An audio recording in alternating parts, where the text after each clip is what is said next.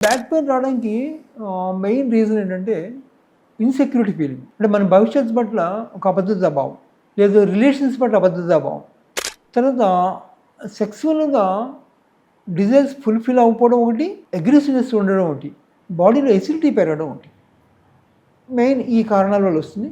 అయితే మరి రికవరీ ఎలా అవ్వాలి?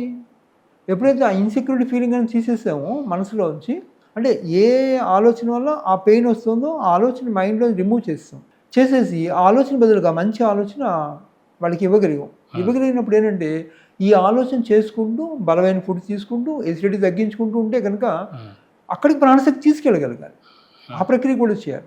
మన బాడీలో ప్రతి సెల్ కూడా ఒక 120 రోజుల తర్వాత ఆ సెల్ చనిపోతుంది, కొత్త సెల్ పుడుతుంది మళ్ళీ.